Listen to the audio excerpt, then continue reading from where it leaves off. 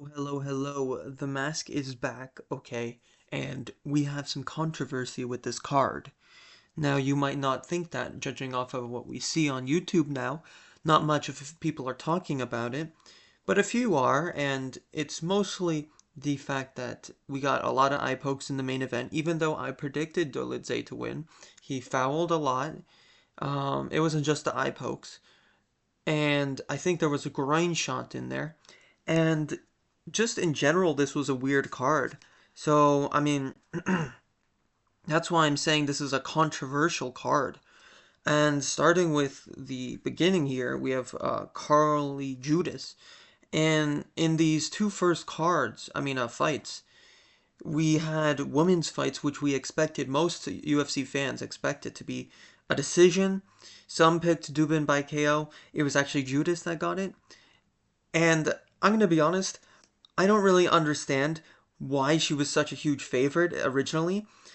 I don't know what the odds makers saw. Maybe they had some insider knowledge about how Dubin was training or how unskilled she was in the defense department. 10 seconds in, you could tell that Judas was definitely better, but I mean, I don't know how she just showed such good kicking ability with that head kick as well at the end.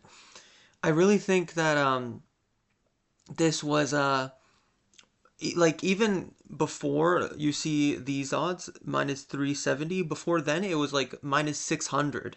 So I don't really know what was happening with this fight. Very odd, very um interesting. I would say it's kind of suspicious how it played out because Carly Judas hasn't really been known for this kind of KOing potential in her few fights that she had. In fact, they were pretty mediocre performances before then. Her last two losses in UFC, although against not bad opposition, let's be honest, she lost those and it wasn't really telling of what she could do here. So it's really odd, this one. And then in the next one, like this one, Josiane Nunes and Priscilla Cacuera. This one, like, man, I guess I should have seen the uppercut coming, but how would I have predicted that that would have put Josiane Nunes out cold when we've seen her take better shots previously? So, I mean, a good uppercut, good place, but man, you don't normally see KO, so how was I going to predict this? And also, these were two underdogs. Crazy. Well, no, Carly Judas wasn't an underdog, but in the Tapology fans' eyes, it was. So, Andre Lima, I mean, that was just impressive. A new wrinkle to his game was added, which was his grappling and specifically his jiu-jitsu. Because we saw that, yes, he has been able to grapple before, but getting the rear naked choke against a decent opposition in Perez, it's definitely impressive for sure. And, you know, I think he deserves a top 15 guy. Now, who that might be, uh, I think a Tim Elliott. I don't know how he's able to ranking squat, or whatever you call it, just sit in the rankings for so long doing nothing.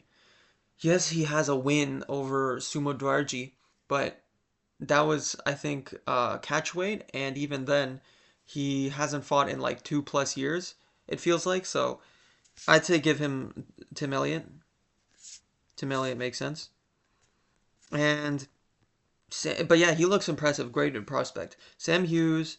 I was actually impressed with his actually because he did fight. I gotta say, going back to that actually, Andre Lima does normally fight a little bit like a slower guy, a little bit to the tempo of his opposition. So that's why I expected like a split decision. But he really did not give Daniel Perez much breathing room. Body shots were nasty. Perez actually landed some good body shots too, but that was about it from him. And yeah, Andre Lima, very well rounded. Sam Hughes, I was really close to picking her, but this one I'm not as mad about as picking Victoria Dudikova against Sam Hughes. That one I was like, oh, come on. Because I was picking Sam Hughes for most of that time, but against Stephanie Lucindo, I'm actually not mad at this. What I am mad about is I think that, and in my opinion, this is controversial, but I mean, most people will probably just scoff at this.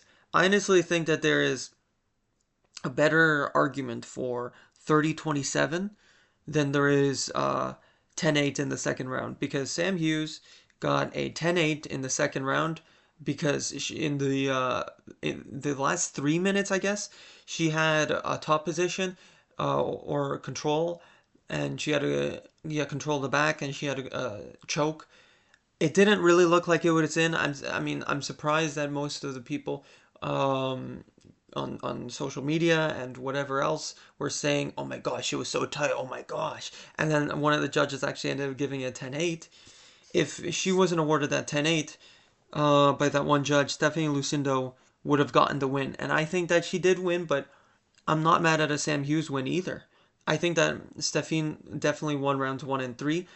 However, I'm not saying definitely in that it's a not close fight. Like I said, better argument is Sam Hughes 30-27 than 29-27. Because, let's be honest, it just doesn't make sense. Like, especially in women's MMA, like, this is like, she didn't look fatigued either. After that choke, that the commentary was like, "Oh my gosh, how'd she survive?" It's like it didn't even look that bad, and she didn't look fatigued afterwards. Going back to the striking, and ultimately, look, Sammy Hughes.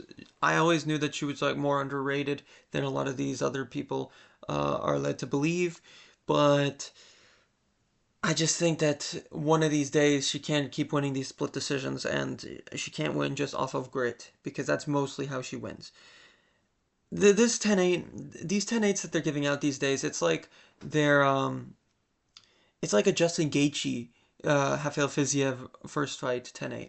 I don't know how you score that second round 10-8 when the first minute of the third round was just Fiziev still rocking Justin Gaethje badly.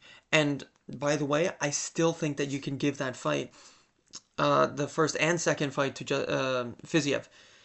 I think that Gaethje, I'm not mad at him winning the second fight, and I'm not mad at him winning the first fight, but 30-27 is just insane. From I don't remember which judges, but I did know that one of them gave it that way in one of the fights at least. Um, or maybe it was a unanimous. Either way, I do think it should have been a split for at least one of those fights. And then Josias Musasa, again, another freaking weird one. How the heck? I mean, I understand that he has a karate background or taekwondo or something like that, Carlos Vera, but I mean, how the heck did it? This one's just speechless. I mean, you'd think that he'd have the chin to take that, seeing as all the shots that he took against the Georgian guy on the Contender Series.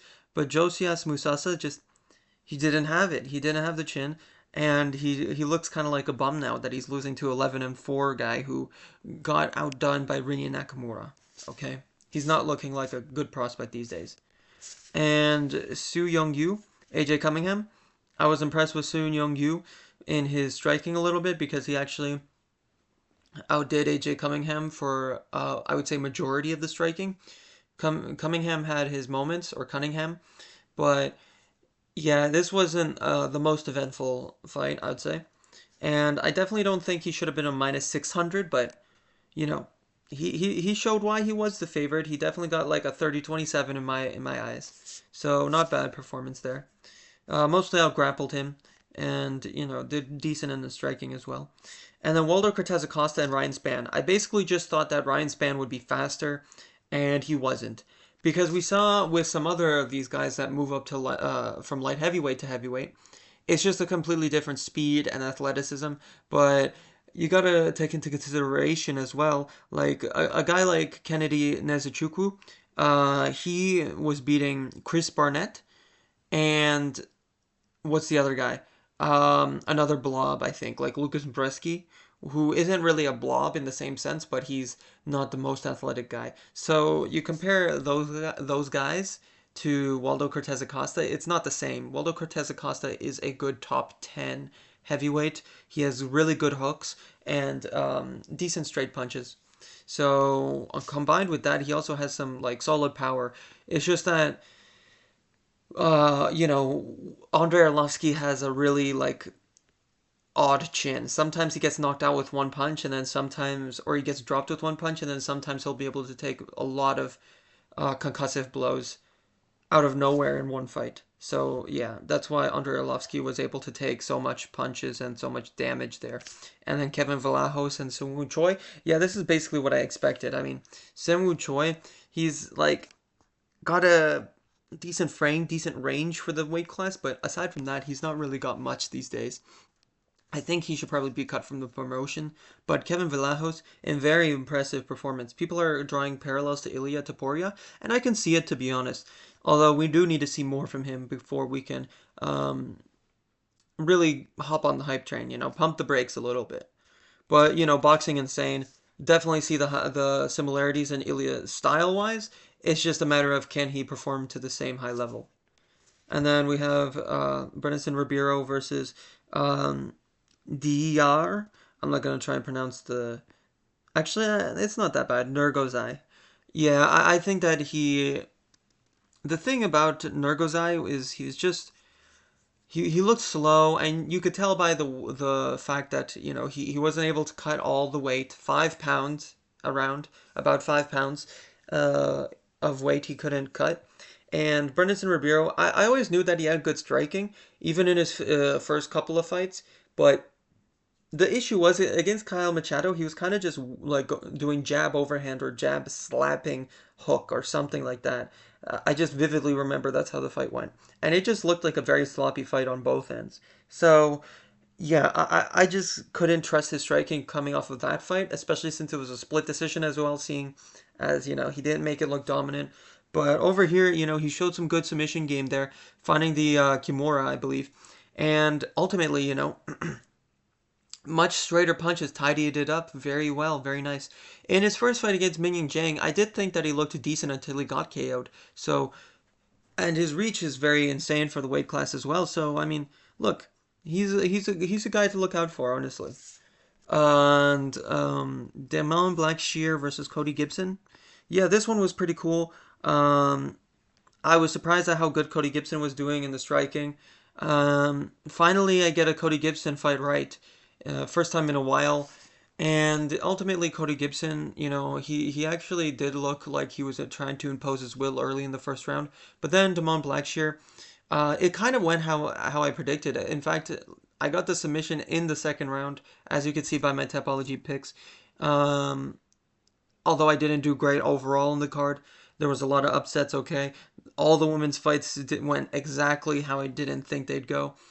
Just how women's fights are. They're completely unpredictable in all the wrong ways, except for, I guess, the first two fights. Even though I think the first fight in particular was kind of suspicious there. But, yeah, Damon Blackshear, it kind of went how I predicted. Cody Gibson goes for takedown. Damon Blackshear ends up getting a submission off of a just way less skilled jiu-jitsu player or jiu-jitsu artist, whatever you want to call it, in Cody Gibson, as far as mixed martial arts is concerned, at least. And, beautiful submissions. Like, he got the twister before, only 3 people have. He's one of them. And the Bryce is right also got one of them, so the Bryce is right. And, it was good, a good performance. What else can I say? I think it was an arm triangle or Kimura. Another Kimura. I don't know how I forgot. And then Alexander Hernandez, Kurt Holobaugh. Yeah, I mean, ultimately, I think that you can give this to Kurt Holobaugh on the first 2 rounds, but I do think that on the second and third round, you give this to Alexander Hernandez. I think you should lean that way because Alexander Hernandez, he got the takedown and he controlled in the third round. So that one's a certain round. The other two were 50-50 almost. But then the second round was a little bit better for Alexander Hernandez because he also got the takedown in that round and landed a little bit of punches. And on the feet, it was a little bit in the favor of Kurt Holobaugh, you could say, but it was very competitive in that round. Alexander Hernandez was maybe landing more, but Kurt Holobaugh was landing more significantly because Alexander Hernandez defensively, footwork wise, he was good footwork, but defensively on the guard, it wasn't really pretty. Hernandez is he is what you'd call a mid fighter, but he does things sometimes that impress you. I'll say that much. And then Chidi Chudawani, New I'm not gonna try and pronounce that anymore. And Alessio Zaleski. Um, yeah, this was not what I expected. He definitely tried to impose his will more than in his Mikhail Oleksiejczuk fight. Nichidawani, I'm just gonna say, he was landing good shots in that fight against Mikhail Oleksiejczuk, but then eventually Mikhail just gritted down and landed good boxing shots, 1-2, and eventually he just kind of wilted to Mikhail's pressure. And I thought that's what would happen with Alessio Zaleski, but I mean, I guess he just was too short and that knee was too easy to land, seeing as he was short and the distance that the knee needed to cross to land on his chin wasn't that far off, and as well as the fact that um, maybe he wasn't as elusive enough to avoid it either, because he was kind of entering into the range kind of sloppy. So yeah, I'll be honest, this was a not the greatest prediction on my end. No controversy here on this one. I just thought that he would be able to implement a Mikhail Oleksiejczuk type of performance, but no, he just didn't have the answer for Chidi. And Roman Dolidze versus Marvin Vettori. Now, Marvin Vettori, like I said, he's the more technical guy in the boxing, but Roman Dolidze, he just has more oomph in his shots and he has more grit. So he's going to do things that Marvin Vettori isn't when he's down on the scorecards. He's going to try more. And yeah, I mean, look, Roman Dolidze, he didn't quite do what I said he would do, what I suggested he should do, which was fake or feint takedowns and then lead up top with the overhand, or at least go for takedowns. Maybe you get it, and seeing as Jared Cannonier got one, maybe you will, and then you will actually threaten him with your jiu-jitsu in the early rounds, and then boom, you come out with the overhand. And he did land the overhand without needing to do that, but I thought that that would be so much easier if he actually went for the takedown. And ultimately, he implemented axe kick, which wasn't really landing. It landed like one time, maybe twice, but it was not flush at all. And I don't really see why he did that instead of the takedowns, or maybe try and implement more straight shots. He did, but it wasn't to the extent that I thought he could. And 49-46 unanimously really surprised me. I definitely gave Roman Dolidze the second, fourth, and fifth. And Marvin Vettori dropped him or at least rocked him badly in the third. And then I actually gave Vettori the first round because there was like an uppercut, or maybe it was a hook, that I guess the commentary as well as the um, judges did not notice, which actually hurt Dolidze. Vettori landed a few decent shots that actually looked like it wobbled him, you guys. Absolutely wobbled him. And not like that, but it was a pretty significant shots. So I definitely thought that it was a more competitive fight than what people are led to believe by the unanimous 49-46. But, Roman Dolidze just more grittier, more tools in his arsenal, and more pop in his shots. Aside from the fact that he got rocked in the first and the third, especially the third, Roman Dolidze definitely had more pop late in the fight, and it seemed like Marvin was gassing, which is something I noticed rewatching the Jared Cannonier fight even. And yeah, I mean, Roman Dolidze is a little underrated. However, I do think that, what people say is true about him. He is just kind of using the right hand for most of his shots primarily. The axe kick doesn't really land much on a not very mobile Marvin Vettori. He is a decent, he's like people call him mediocre Marvin Vettori, and there is some truth to that. But he does have an okay footwork to evade certain shots, but he's not like top tier. And Roman Dolidze is likely facing top tier opposition next, so him missing these kinds of axe kicks and these kinds of big Ophi shots isn't really gonna make me want to pick him in these more elusive fights against a Robert Whittaker if he fights him. The only way I could see him beating a Robert Whittaker is if he just somehow catches Rob coming in like a Dricus du Plessis did, or he gets a good shot, a good takedown. But yeah, that was my breakdown or recap of the UFC Fight Night Vettori versus Dolidze 2. Very controversial in my opinion. Lots of weird stuff going on in this card. My worst predictions so far on this channel, but even still, with all the unpredictable underdogs winning, I still managed to get 6 of 13. So, and I mean, Vlahos and Blackshear, Damon Blackshear, Kevin Vlahos and Damon Blackshear definitely got theirs. I got them to a T, and I got Sung Young Yu, I believe his name is, to a decision. So I got some pretty good picks anyway. And, we move on. Hopefully, I'll do better on the London card. Thank you so much for watching. Like, comment, subscribe. Masked MMA out.